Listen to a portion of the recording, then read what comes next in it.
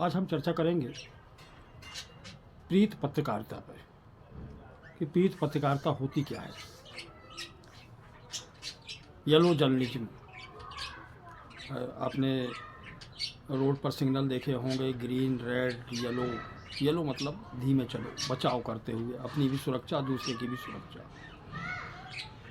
तो प्रीत पत्रकारिता को दूसरे रूप में यदि आप समझते हैं तो प्रीत पत्रकारिता मतलब एक प्यार का बंधन। जैसे आजकल एक नया ट्रेंड या नया चीज़ सुनने को जो मिल रही है, living relationship, live in relation, प्यार के रिश्ते। ये प्यार के रिश्ते पत्रकारिता में भी चलते हैं और पत्रकारिता में जब प्यार के रिश्ते बनना शुरू हो जाते हैं और यहीं से शुरू हो जाती है कि प्रेम की पत्रकारिता, प्रीत पत्रकारिता, जहाँ प्रेम है, जहाँ स्नेह है, जहाँ एक दूसरे से लगाव है, जहाँ एक दूसरे को बचा करके चलना है, एक दूसरों के स्वार्थों की चिंता करना है। तो यहाँ जो रिश्ते बन जाते हैं, मित्रतापूर्ण रिश्ते, दोस्ती, गहरी दोस्ती, या इसको ये भी कह सकते हैं कि स्वार्थों की दोस्ती, मौका परस्ती, अवसरवादिता के साथ में ये संबंध बनते हैं। तो यहाँ आकर के प्रीत पत्रकारिता की शुरुआत हो जाती है। और पत्रकारिता में प्रीत पत्रकारिता का उदय का इतिहास बहुत लंबा है। पहले ये गुपचुप से पर्दे के पीछे रहती थी, इसलिए सामने दिखाई नहीं देता था। लेकिन आज पत्रकारिता में प्रीत पत्रकारिता जो है वो उभर कर के सामने दिखाई दे रही है। रिश्ते बिल्कुल आपको बताने की आवश्यकता नहीं पड़ेगी, बल्कि रिश्ते बिल्कुल ओपन में आ रहे हैं और एक दूसरे को बिल्कुल ये समझ में आता है कि ये रिश्ते हमारे मधुर हैं या प्रगाढ़ रिश्ते हैं या दोस्ती के रिश्ते निभाए जा रहे हैं। यहाँ भाषा से अंदाज़ा लगाया जा सकता है कि ये पत्रकारिता का स्वरूप दोस्ती का स्वरूप है, या प्रस्तुतिकरण का जो तरीका है उससे बिल्कुल स्पष्ट समझ में आ जाता है कि यह एक तरफ कहीं ना कहीं झुकाव है या रिश्ता कहीं मजबूती के साथ में प्रेम का बंधा हुआ है। तो प्रीत पत्रकारिता ऐसे चलती है जैसे मान लो कि आपके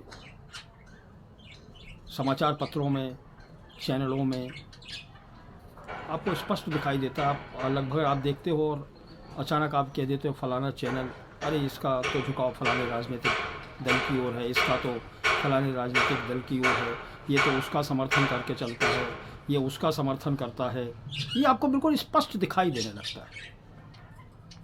झुकाव आपको बिल्कुल स्पष्ट दिखाई देता है, एक तरफा झुकाव दिखाई देगा आपको। जब एक तरफा, जबकि आपको मालूम है कि सच्चाई कुछ और है, कहा कुछ और जा रहा है, आपको बताया कुछ और जा रहा है, लेकिन इंगित होता है। आप उससे बिल्कुल सहर्ष स्वीकार नहीं करते उस भाषा शैली को या उस भाषा को या बयान को या उस शब्दावली को आप बिल्कुल ही स्वीकार नहीं करते। लेकिन मीडिया में ये भाषा शैली आपको और ये झुकाव आपको स्पष्ट रूप से दिखाई देगा। तब जाकर के आप कहते हैं कि ये पत्रकारिता का दूसरा स्वरूप है। ये वो पत्रकारिता नहीं है जिस पत्रकारिता के बारे में हमने सुना था। ये वो पत्रकारिता है जहाँ हम किसी की झोली में बैठकर, किसी की गोदी में बैठ कर के काम कर रहे हैं। पत्रकारिता जगत, संपूर्ण मीडिया इस समय इसकी चपेट में है। हर तरफ रिश्ते प्यार के बने हुए हैं, क्योंकि समाचार पत्रों को भी राजनीतिक दलों के साथ में तालमेल मिला करके, उनके साथ में गठजोड़ करके, उनके साथ में रिश्ते बना करके, उनके साथ में स्नेह बना करके, प्रेमपूर्ण वातावरण में काम करने की लालसा जो बढ़ी है और दबाव भी है। आज राजनीतिक दलों का मीडिया के ऊपर इतना दबाव हो चुका है कि वो स्वतंत्र रूप से काम करने की स्थिति में नहीं है। ऐसी स्थिति में एक मध्यम मार्ग हो जाता है कि आप समझौता करके चलो। प्रीत पत्रकारिता का उदय वो समझौता का ही उदय है। जिस तरीके से लिविंग रिलेशनशिप में होता है, एक समझौता है आपका कि हम ज़िंदगी भर या जब तक रहेंगे साथ, जब तक प्रेम पूर्वक रहेंगे, लड़ेंगे झगड़ेंगे नहीं। तो यही रिश्ता आकर के पत्रकारिता में भी जन्म ले गया।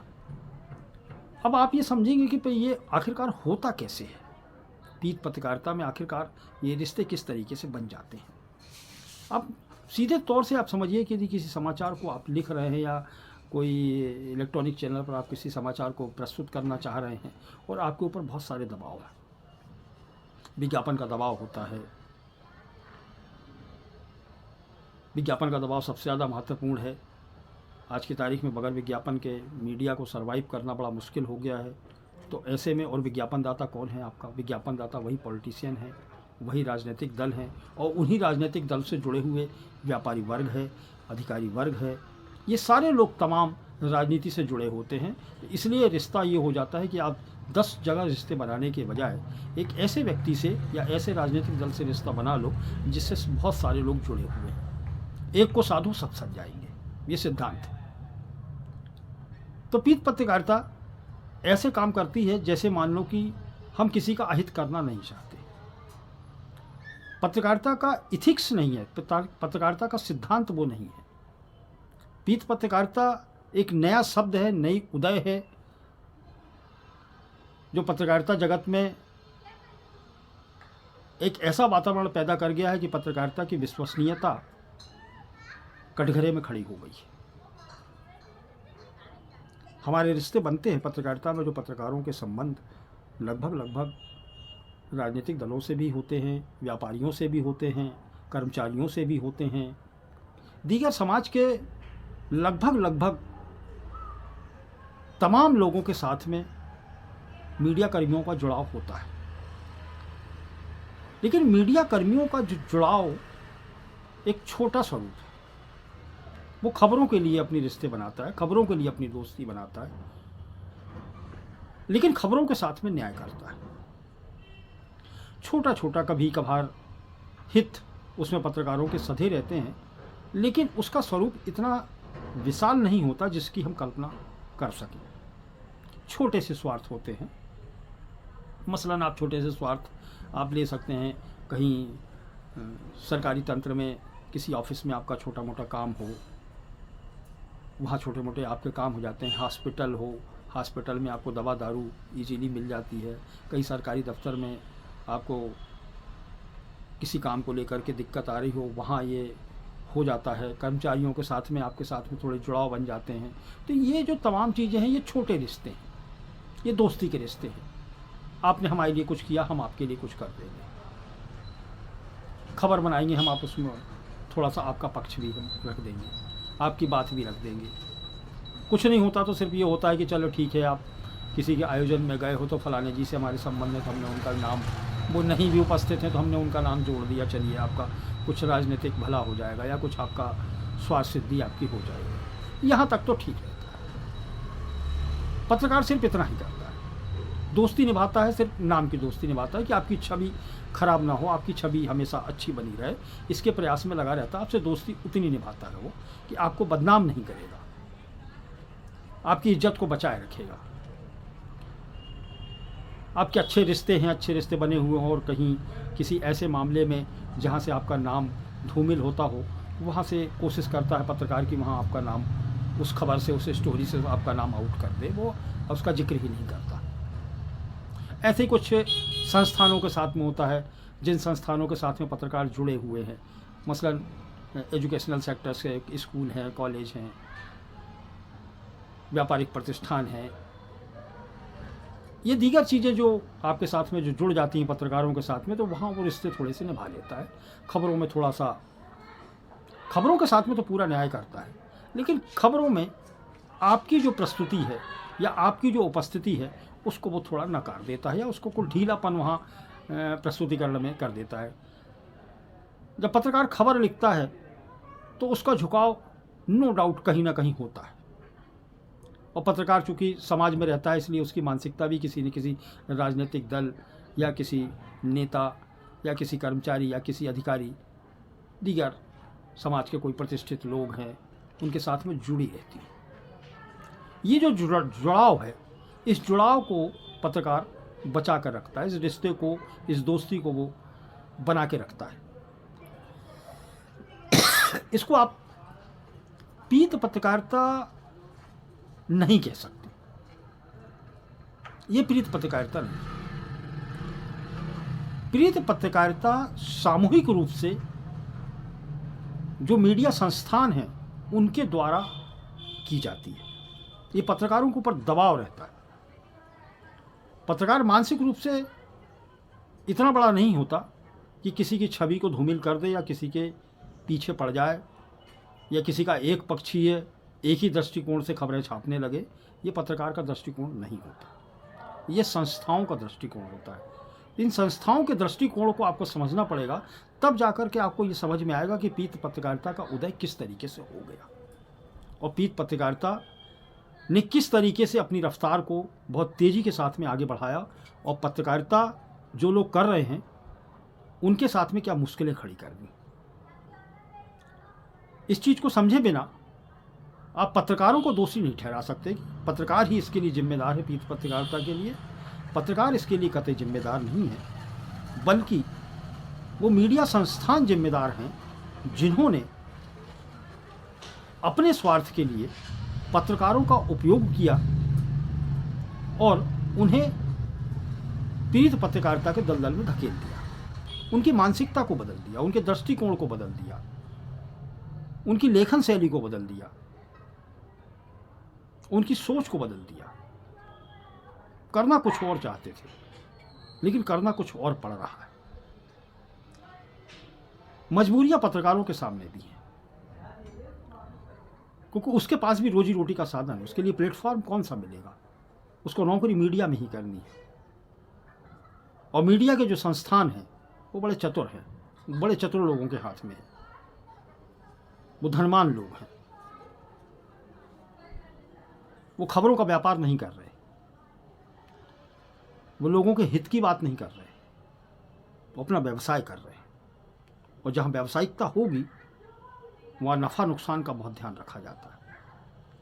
और नफ़ा नुकसान का जब ध्यान रखा जाएगा तो पत्रकारिता के सिद्धांत अलग हो जाएंगे और पत्रकारिता स्नेह की पत्रकारिता या प्रीत पत्रकारिता की ओर कदम बढ़ा।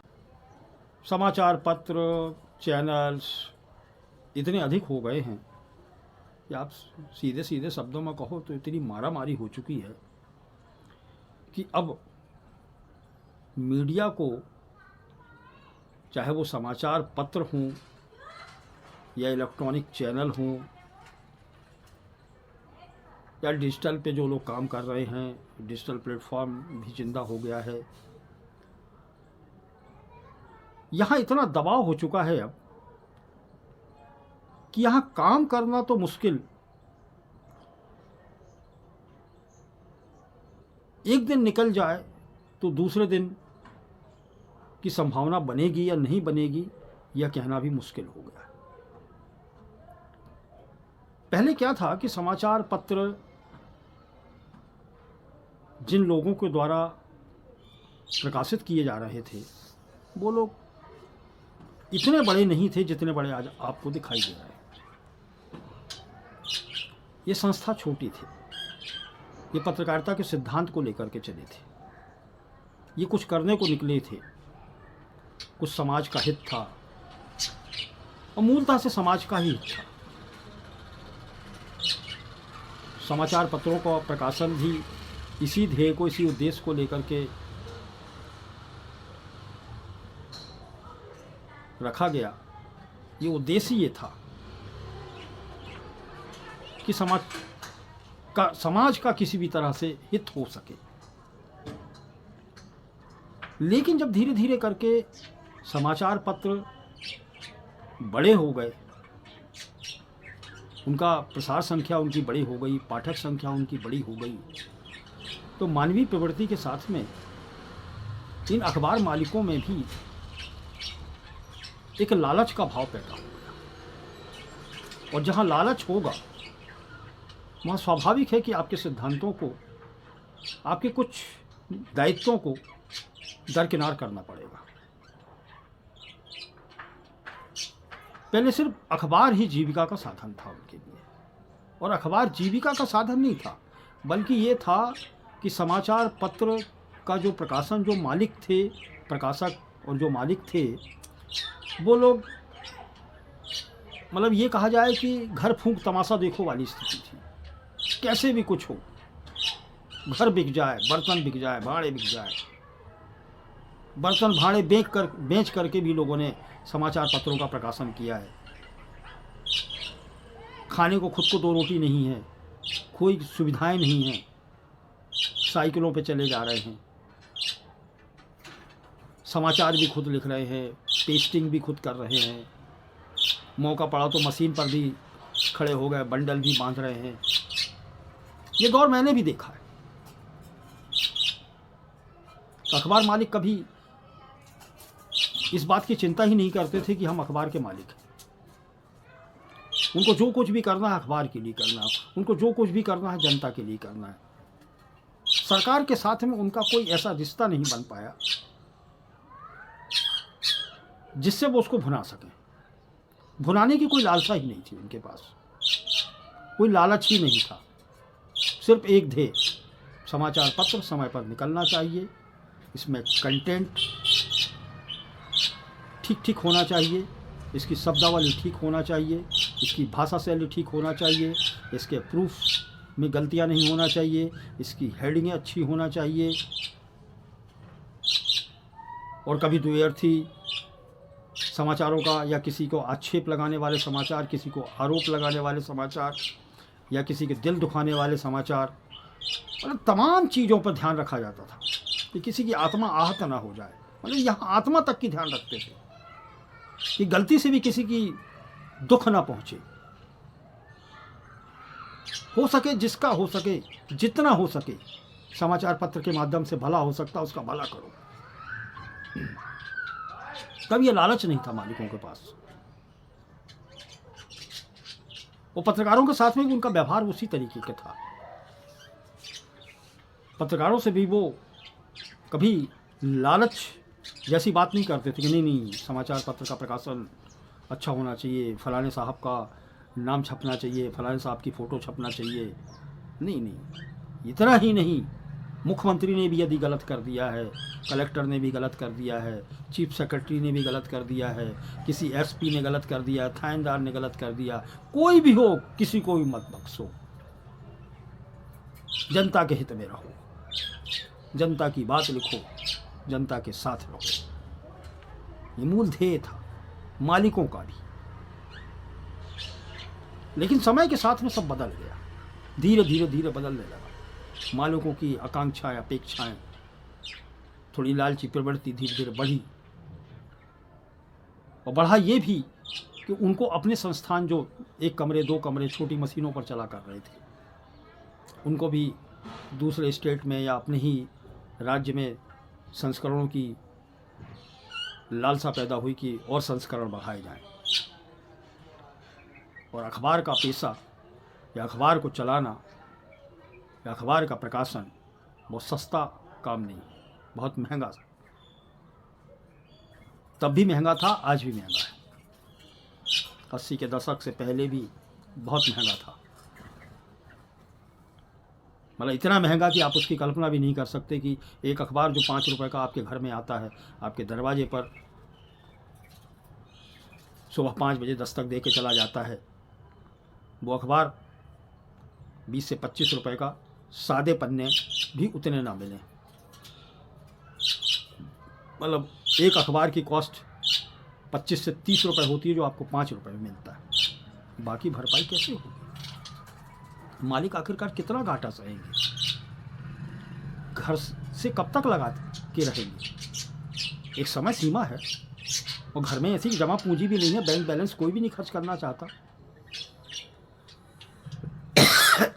जमा पूंजी की सीमा है। तो मालिकों ने, प्रबंधकों ने ये सोचा कि आखिरकार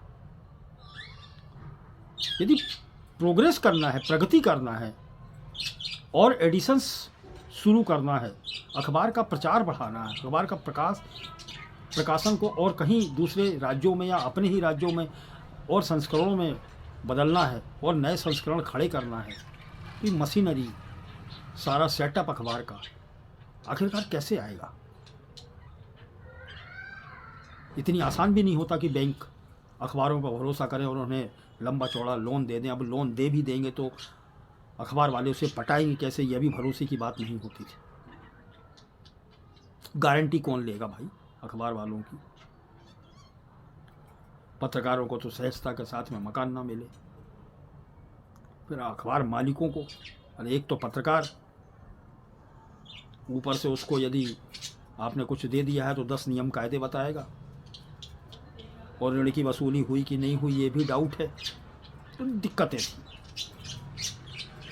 और ये काम बगैर राजनीतिक संबंधों के हो नहीं सकता।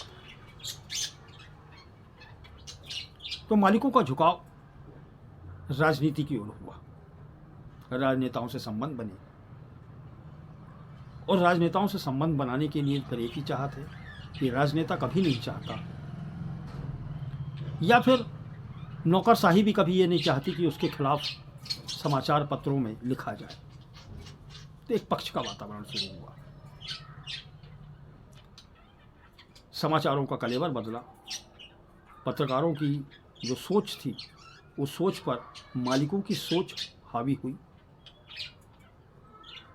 जो मालिक कभी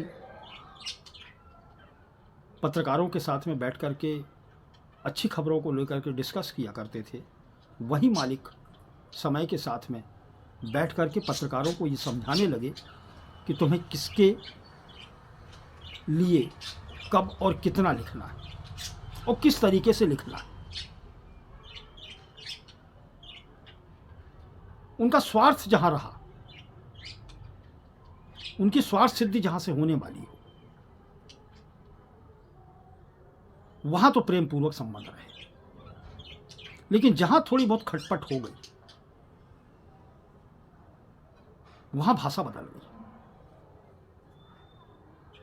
लेकिन वो भाषा वही रही कि आज नहीं कल तो उसको झुका ही दिया जाए, अपने पक्ष में शामिल कर लिया जाए, क्योंकि उसने हमारा कहना नहीं माना, हमारे हितों की पूर्ति में वो साध्य नहीं हो पाया। तो अखबारों ने शुरू किया, अखबार मालिकों ने शुरू कर दिया, संस्थानों ने शुरू कर दिया कि हमारी जो नहीं सुनेगा हम उसके विरुद्ध हैं। और फिर यहां दूसरा रिश्ता भी कायम हुआ राजनीतिक और नौकरशाहों की ओर से कि आप हमारी सुनो तो हम आपकी सुन लेंगे। बस फिर रिश्ते बनना शुरू हो गए। सत्ता में बैठी हुई सरकारों ने अखबार मालिकों के साथ में एक अंदरूनी सौदा किया कि हमारे लिए अच्छा अच्छा लिखिए, हमारे खिलाफ कभी मत लिखिए, हम आपका भला करेंगे। बस शुरू हो गया पीत पत्रकारिता का दौर। यहाँ से शुरू हो गई पीत पत्रकारिता। अब सरकार चाहे गलत करे, लेकिन अखबार उसे सही साबित करने में जुट गए। नौकरशाह कोई गलत कदम उठा ले, फिर भी अखबार उनकी वाहवाही करने से नहीं चूक रहा। कोई कलेक्टर, एसपी, कमिश्नर गलत योजनाओं को शुरू कर दे, कहीं योजनाओं में भ्रष्टाचार हो जाए, खूब गोलमाल हो जाए, पत्रकारों से कह दिया गया कि आंख बंद रखिए और अपनी कलम चलाइए कि बहुत अच्छा अच्छा हो रहा है। ये रिश्ते पत्रकारों के नहीं थे, ये रिश्ते मालिकों के और उन लोगों के थे जिनसे उनका स्वार्थ सिद्ध हो रहा था। और आप जो देख रहे हैं अखबारों के जो एडिशंस और प्रसार और इस तमाम चीज़ें और तामझाम, और आज अखबार मालिकों के जो भौतिक सुख सुविधाएं जो आपको दिखाई दे रहा है, ये उसी रिश्ते की परिणति है, ये पुरस्कार है। प्रीत पत्रकारिता का पुरस्कार मालिकों को तो मिला, लेकिन इसके साथ में पत्रकारों की एक कौम भी खड़ी हो गई। कुछ पत्रकार भी इस ओर झुक गए। उन्होंने देखा कि जब मालिक अपने लालच के लिए और अपने स्वार्थों की पूर्ति के लिए यदि इतना कुछ कर सकता है और माध्यम हम ही हैं, हमारे कंधे पे बंदूक रख के चला रहा है, तो फिर एक आध बार की गोली हम भी क्यों ना चला लें। तो पत्रकारों की एक कौम कहें या एक समूह कहें, उसने भी पत्रकारिता को इस दिशा की ओर मोड़ दिया। और पत्रकारिता यहाँ आकर के एक ऐसे मुकाम पर खड़ी हो गई जो पीड़ित पत्रकारिता की ओर चली गई। अब इसमें वो लोग फिट नहीं होते जो ऐसी पत्रकारिता नहीं कर सकते। तो छोटा मोटा यदि आप कहेंगे तो आज हर पत्रकार के सीने में ये चीज़ जरूर कौंध रही होगी कि आखिर पीड़ित पत्रकारिता से तो आगे निकला जा सकता है। इस चीज़ को समझना पड़ेगा कि आखिरकार हम निकल कैसे सकते हैं, इसको समझना होगा बहुत गंभीरता के साथ में। प्रयास करूंगा कि आगे इन चीज़ों को भी मैं बिल्कुल स्पष्ट रूप से आपको क्लियर कर दूं कि पीड़ित पत्रकारिता आखिर है क्या।